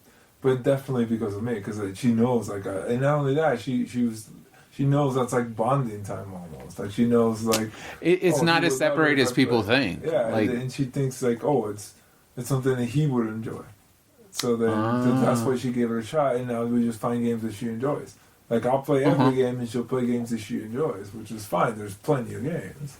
Yeah, because everybody like really the thing with video games is like people don't know that it's like different math problems, and you just have to find like the ones that you like to solve because they're all problems. You're trying to do something, either trying to be the fastest typer or you're trying to be like the quickest responder to something, and the video game is a way of testing yourself because you're either trying to say I can pass the game as faster than you, or I can be better at the game of rock paper scissors, because that's what fighting games to me feel like sometimes. That's what RPGs feel like to me. Like I mean, Pokemon's like the biggest example. How? That's rock paper scissors. You have a water type Pokemon against a fire type Pokemon. Am I gonna say water, or am I gonna say scissor next time, or water? Yeah, are you gonna say fire? Moves that hit them more because. Like, am I gonna mess with your stats and type of stuff? Yeah, so that's a super rock paper scissors game. It's just like this one's weak. Smash Brothers kind of the same thing too. It's like, are you choosing to shield? Are you choosing to attack? Are you choosing to grab? And like one trumps the other one that trumps the other one and stuff.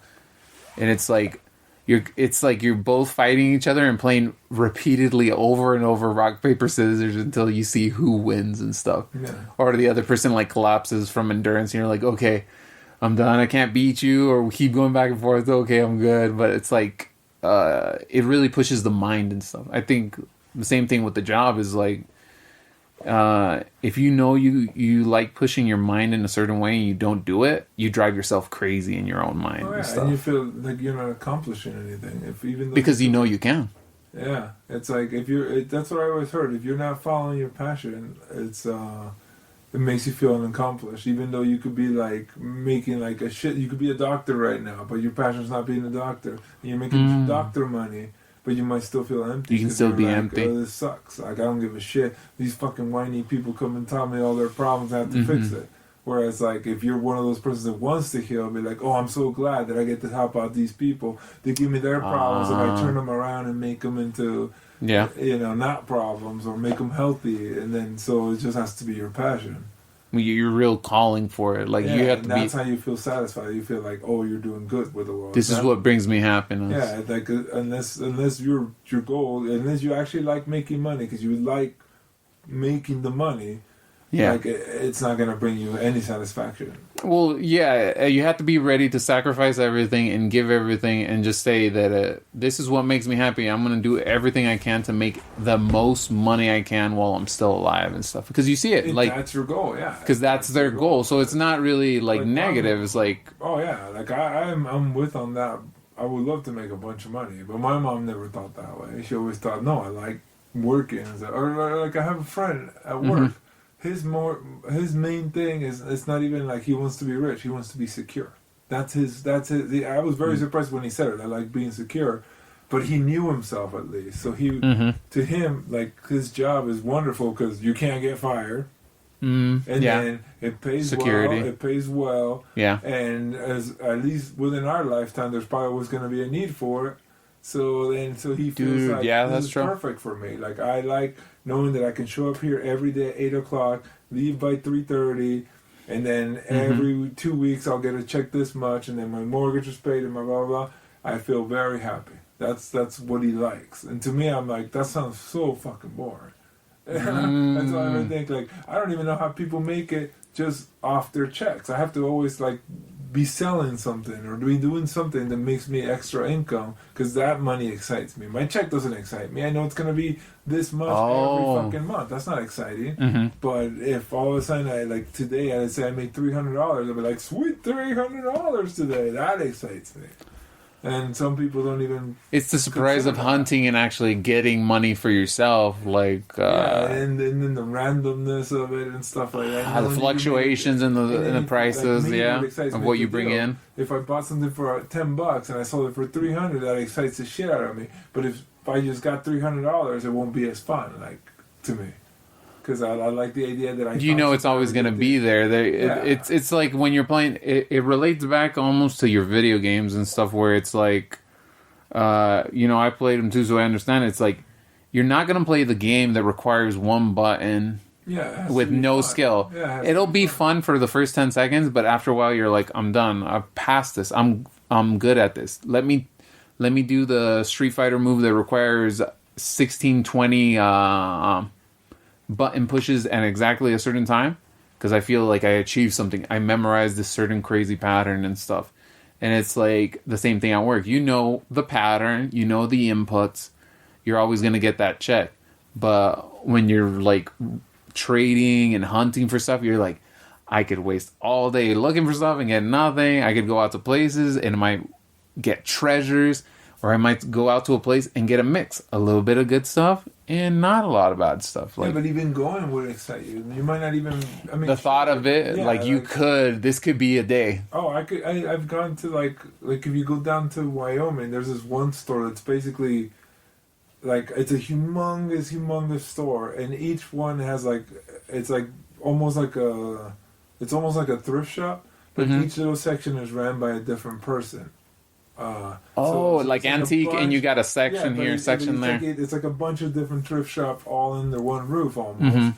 And then I remember I didn't find shit that was like, oh, this is the fucking coolest thing. Based on I'm glad I came here. But I was so fucking happy, because every time you go into a new section, it's like, dude, do they have games in this one? Do they have books? What do they have? Oh, it's just the mystery of it. Yeah, it's just a mystery. And then just looking, and what if I find like this rare ass What if I flip and it's now Little Samson, or I flip this and it's like, is that the world championship ones? You never really know, because there's been stories of people doing that. Yeah, and then even if you don't find shit, like I found like a Land Before Time game that was probably not worth anything, but I remember thinking like, I didn't know they even made Land Before Time games. That's just fucking insane. It was like 50 cents. I'm like, this surprised me. Now every time I look at it over there, I think of that time. I was about to say that, like, that's gonna take you to that memory now because of that crazy thing that happened. Like,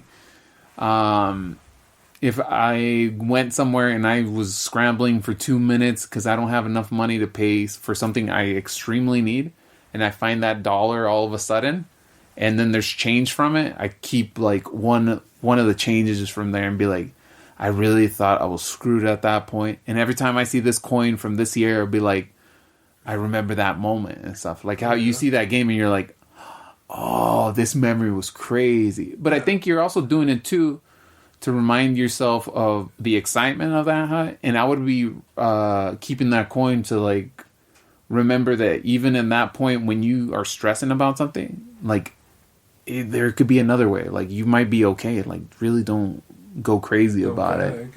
Yeah, and like no matter if you find something or not, like the moment you step in your car or you go walk into this place, you're like, oh dude, I just don't know. Like this could be like I have stumbled across gold or nothing. And if you have a dry spell, who cares? Like I always feel like I'm always gonna find good deals, no matter what. Oh, that's just your mentality going in. I was if I paid $500 for something, that means it's worth $1,000 usually. No, but like, do you think it's because like you motivate yourself that even when you have hard times, you still keep going forward? Well, yeah, it's the law of attraction. You make it happen because you figure out ways for it to happen. Like, or also kind of endurance though too, because you're going through tough times. Yeah. Because those tough times when you go somewhere and you don't find nothing, it's a tough time. Yeah, because it feels it's like I wasted my time. Mm-hmm. Because everybody says they don't value their time in their life and they're not worried about death, but everybody does. It's like you're saying, no, I want my time to be worth it, and I went out there and did this. Like, I have sometimes that little experience with, like, if I pay money for a food instead of making it at home and it doesn't come out as good as I thought it was going to taste, I'm like, I just feel like I've wasted kind of my food. I'm okay that I'm full now, but man, I really expected, like, this certain taste. Like, because for me, a certain taste in food brings me a lot of happiness. Yeah. I'm like, dude, I was craving this taste. I was craving this kind of ice cream. I was craving this kind of burger. And then I got it, or this kind of fruit. Once you get it, you're like, that satisfied what I was looking for. And you feel accomplished.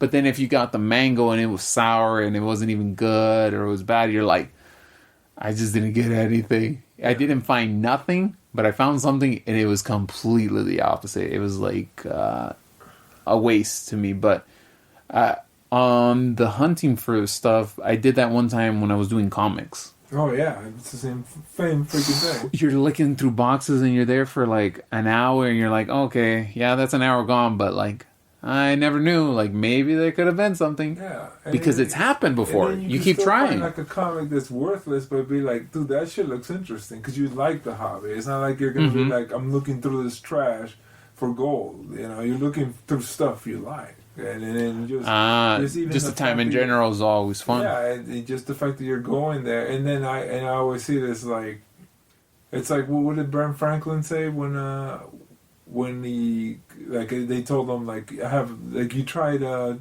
making the light bulb like 100 and some times, like, did you ever lose motivation? He's like, no, I just thought I was losing in ways of failing. It's the same shit. Like, he was sad. He was like, what if I can come up with another way to try it? I want to keep trying. Yeah, it's just like, he was just like, I failed 100 and some times, so that means that I can only fail so many times before I get it right. I need to get it right once, and I can fail a million times, but get it right once, and that's all that matters. And then it's the same shit with, like, when you're looking for deals. Like, I could be getting, shit deal. Hey, well, that means the good one's coming, because I can't be running into too many shit deals. Not the way things always go. So eventually a good one's going to come. So it's like you're almost running out of ways of failing. Like, this way didn't work, this way didn't work, this didn't get me shit, this didn't get me anything. Yeah. So eventually you're gonna hit the one that, wait, this one paid out really well. I'm gonna keep doing this one. Okay, because it's not like you find a little something that boosts you. It's like you're gonna, if you keep trying, there could be a crazy prize. You're gonna find something. Like in a example RPG, like you keep playing at the certain game and it has item drops. Yeah. You're like, dude, any one of these times, the golden armor drops, dude. Yeah, the golden armor drop. 20th one, but that's cool in the games. Yeah. I never knew that about like RPGs and like Final Fantasy, that there was drops and stuff. I was like, you could play it and get rare treasures. They're like, yeah, and it's a crazy like 1001 type of thing. I was like, dude, now I know why people would want to play an RPG and grind, because you're like looking for those rare item drops. Yeah, and then they just give you incentives. You might not get that, but you'll get like a somewhat right. Or they run the same way as slot machines. Yeah. They give you a little price here, because if they keep making you lose too many times, you'll get up off of the machine. Yeah. They have to feed you a win every now and then for you to keep you going and stuff. They kind of try to do that at work, though, where they're like, come on, you're the greatest, you can do it, come on, to get you excited about being a faster, harder worker, because they want to boost you up and then kind of let you sit there, go all the way down, go below again, and then boost you up again. And then keep you because if they make you lose too much and you're not really happy there, you have the liberty of getting up and going somewhere else. They can't stop you. Oh yeah. Well, like it's. I've told that to my job. I told them, I was like, here in a year I'm gone, dudes. They're like, no, you can't go. This is a great job. I was like, yeah, I'm gonna go. Yeah, I can find another. I was like, job. I'll just drive Uber. They're like, no, you can't be happy nowhere else. You know, if people out there know that you can be happy somewhere else, they're not going to stay here. I was like, cool. Hopefully it does. Like, I'm going to go somewhere else and I'm going to try something else. Well, and you can really enjoy it, like my friend. Or like I told you, what I enjoy about our job is like, It requires no skill, no brain power, and It doesn't, though. And then I always just think that it's almost like I'm taking advantage of the system. Like, I can't believe I'm getting paid so much to It is true. fuck around for these hours. It is true. If it wasn't like for my back and stuff, like, yeah, I told my wife, I was like, I wouldn't mind you staying home and enjoying the kids and just hanging out and chilling, because we would be good, because we can budget this small amount of money. But, you know, my back can't take it. And if I keep going, I've already kind of started to lose strength in my leg. Where if I push up my leg, I can't pull it with enough nerves if somebody puts pressure on it. Really? Damn. So I keep telling my mom that, but I think she gets kind of sad to kind of hear that my body is deteriorating in that way from... you're so young. Yeah, and because I'm also Mexican, dude. You're supposed to be built to work, okay? They're like, this one's broken. He's a nice guy, but he's broken. It's like, no. What good can he possibly do now that he can't work? Yeah, yeah, and that's what she's doing. I was like, Mom, I have to take care of myself. If not, you know, my hands will cramp up. In the morning, if I eat too much, like, preservatives, salt, or MSGs, and this too much red meat, I'll wake up with a pain in my hand. I'll close my hand. Really? And I can only put up 2 fingers. My middle finger will go halfway up and curled like a C. Next one will barely come up after that, and sometimes my pinky comes up way more. And then I stay looking like I'm about to shoot a spider web, like Spider-Man. And it's stuck that way. And now I can use all the strength in my hand. They can, like, squeeze something. I have strength in my hand, but the nerve is broken and messed up because of the arthritis. I have to wiggle my knuckles to undo the knot that's being inflamed there, and it can go up. One time, it got so swollen the first time it happened, and I couldn't open my hand for like a week. I was like, something's wrong. And then I told my mom, and she's like, no, you'll be okay. She's like, there's a lady that had arthritis, and she just kept working and kept toughing it out. She can't close her hand, but she can barely comb her hair. Yeah, she has a claw. I was like, you're asking me to keep working when I know the outcome. I was like, this is insane. It's like, let go of the pride of me staying at home and being a stay-at-home dad.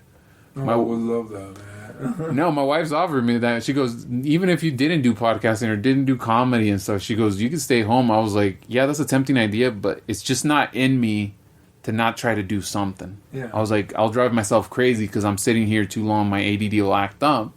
I was like, let me do other stuff. I do want to sit home. I do want to be an Uber driver and be ready to pick up my kid at any hour, run an emergency, pick up somebody, take somebody, and be there. But the hours that I'm open and I'm not doing anything, let me drive around.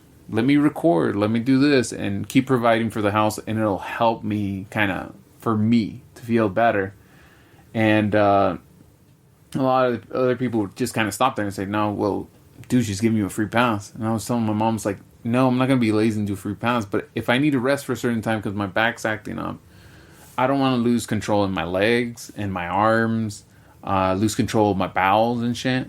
Like, if a doctor tells you that's going to happen if you keep working, why the fuck would you work? I know that's rude or whatever, and you know, oh, you can't make your wife do that. It's like, no, dude, she's cool enough to say, hey, I don't want you to deteriorate yourself off of pride. We'll do something. We'll figure out a way. We'll budget. We'll move to another state. And I'm like, what more can I ask for? Like, she's down to help me out. And like, even right now, from me sitting down, like, I get a constant pain in my back. Like, I feel like my back's being grinded like a wasabi stick. Really? That's how much my back hurts. And other people say, well, that's crazy. You're just 30. I was like, yeah, it happens. And on the x-rays, MRI, it shows that it's just a minor back thing. It shouldn't hurt that much. But the doctor says some people have horrible spines and have no symptoms. Some people have perfect spines and have all the symptoms. Right. Because it's just not a science we understand to 100%. Yeah. So I can't tell you what's going on and why you're feeling that way. So I was like, okay, I got to change something. And, you know, doing the podcast is something different and it won't use up my back as much. Because for a whole week, I'll get flared up back because I worked 5 days. Mm-hmm. And it takes me 2 days of weekend resting to get a little bit better. By the time I get a little bit better, I go back and I break my back again. Like, it's a constant cycle. And as months and years go by, since 2012, my back has gradually gotten worse and worse every year. I wish my back felt like it felt in 2012. I can tell you that. And I know the pain back then. And right now, it is increasingly worse and worse. And there's never been anything that can take away my pain. Really? And it's like, why would I continue doing physical work, Mom? You have to understand. Like, and I've been telling them, and they never understood. I could have quit and stopped telling them. And eventually got to a point where I was like, no, I want you guys to understand. It's like, I just can't do it no more. But I'm going to try something else. But I got to leave this job. Yeah. And then my dad was like, okay, I know you got to do what you got to do. Go for it. And then I told my mom, I was like, yeah, I'll just do Uber or whatever. She'll accept that. But if I told her, hey, I want to be a podcaster on the internet or I want to do stand-up, she's like, no. Why are you making up these stories? Nobody makes money out of that. Yeah, she talks to me like it's crazy because she comes from a generation where those jobs don't exist for us. Yeah. You don't get to live that way. That's made up in fantasy. So I almost feel like not telling them anything about the job until I can make it an actual job and be like, look, here's my pay stub, huh? Here's how much I make. Yeah. Is this not a job? Oh yeah. Does this not make me money?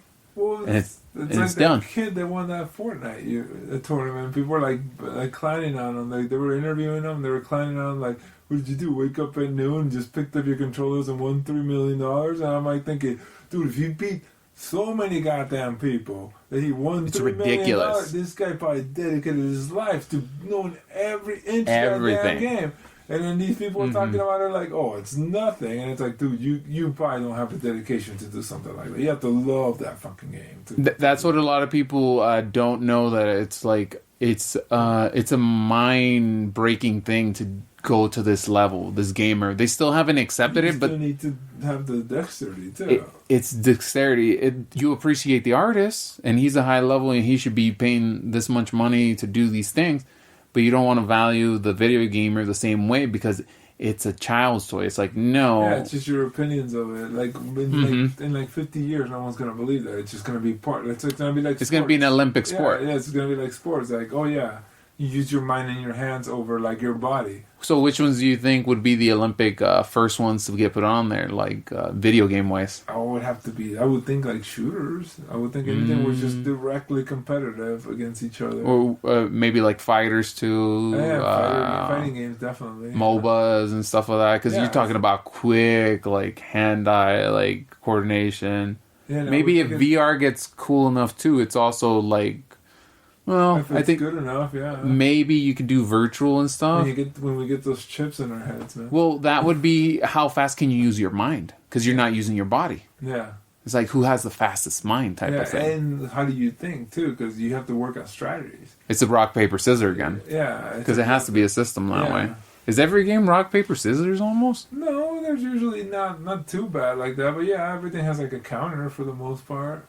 If they do this, you counter that. But that's mostly like fighting games, though, or even strategy games. Well, yeah, strategy games, same thing. Like swords might, like fighters might beat mages and stuff like that. And anything like you that. can't be unbeatable here. If not, nobody will play the other ones. But there's some games that don't even have fighting. There's a lot of games that is just story based. Like me and my wife play a lot of those, where it's basically like a choose your own adventure book. Where you just decide what you're going to do, and then that causes this to happen. But see, that's like a picture book that changes as you choose the next page. Yeah. You choose something, and it changes the next page. Oh, yeah. Which is set up in like a book style form because you're reading it, and it's a story, but it's a book that evolves as you play it read it. We played Detroit Become Human. It's basically like watching a movie. Oh, for us? Like a whole thing as a movie, but your decisions affect a lot of like the next scenes will be completely effective on what you did the scenes before, basically. So you get to pick basically like kind of how the movie goes and ends. Wow! So it really gives you the whole, almost like a creator of the game, without having to put in the time to actually create the game. Like you can mold it into whatever kind of Lego building that you want. Yeah, kind of like that. Like you can Here do are all a the happy pieces. ending and everyone's friends, or it could be like you just made a huge bunch of enemies and everyone hates you and you're. So you pick up the game, kind of like picking up the crate of like Legos, and you're like, let me see what I can build this time, and mess around with it. Yeah, and end up in point A or point B, depending on what you choose. Well, yeah, that's crazy. And that wouldn't be any rock, paper, scissors because it's just your choices. It's just you choose, I want to do this, and then that causes this. Yeah, so most people kind of like that don't do games kind of think it's all just who's the fastest or this and that. When there's reality, it's like some people are playing games because of the stories, because of like the possibilities of molding this clay into different shapes and stuff. And then have it reflect how you see things. Yeah, Like if I was this guy, I would do this, and then that's what would happen if I did this. Interesting. yeah, because you're almost in a way sitting down with that person and you're saying, okay, how is it to be you? And okay, how is it to talk? No, actually, this is what I was wanting to say. Like, how would it be if me and you sat down and had a conversation? Because I'm going to sit down and have a conversation with you, but you're going to tell me about your game. And then I'm going to sit down and play with you your game, but you've pre-programmed that into a computer. And now when I sit down and I play your game, this is what your ideas and your story was. Because I want to sit down and find out what your story was. So if you could do a good story, that's where you get a lot of fans in video games. Like, oh, I love this guy. The way he tells stories is crazy. Yeah. Even though you had the same words and the same language, but you're not telling the same story. Like that person's influence is that unique to them. Yeah. Yeah, and every story is like your own perspective of it too. Like you might think like he was a hero for doing this. Other people think he's a villain. Yeah. Like if you get revenge, you might think like if you got fucked over before, more than likely you're gonna be like, good, get revenge. Whereas like if you're like a nice, like I don't know, Christian, it's like no, turn the other cheek. You shouldn't get revenge. We should be nice. Just let it go. Yeah. Because you'll be playing the game as you. Go. Yeah, and that's the thing. You make the decisions, or you might even be. It might even not even be you. You might be like, well, normally I would befriend this person, but fuck that. I'm just gonna punch him in the face. Just to see how it would be, because they never live that way. How many people do you see playing Grand Theft Auto that are just like, oh, I'm just gonna pick up hookers and start shooting up everything? Most people don't do that in real life, but it's kind of fun to just be like, what do if? it in the video game. What would it be like? Oh, this is kind of fun. And then you're invincible. You're not like, you might feel weak in real life. You might be invincible in a game. So it's stuff like that. It's kind of seen like what they call altered reality in a way, because you're getting to play out this other life and stuff. Yeah, like you're here, but you can pretend to be the knight. You can pretend to be the banker. You can pretend to be the guy on the Oregon Trail. You can pretend to be a guy just walking around in an office in a VR one.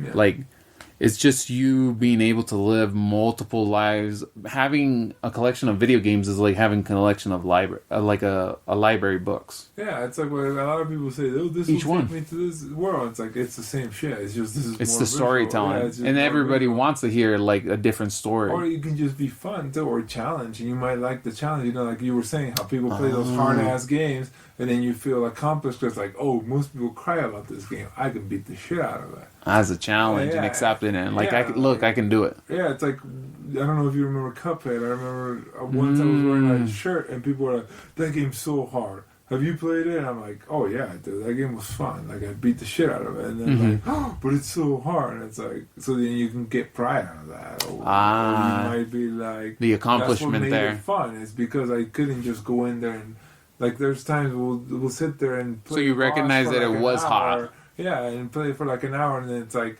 oh, but every time you learn a little bit of the pattern, so you learn a little bit of what to do during this stage, then you start getting like a little bit of accomplishments that you beat it. So then that might be your joy out of it. Like, no, I was able to beat. They put this challenge in front of me, and I was able to beat it.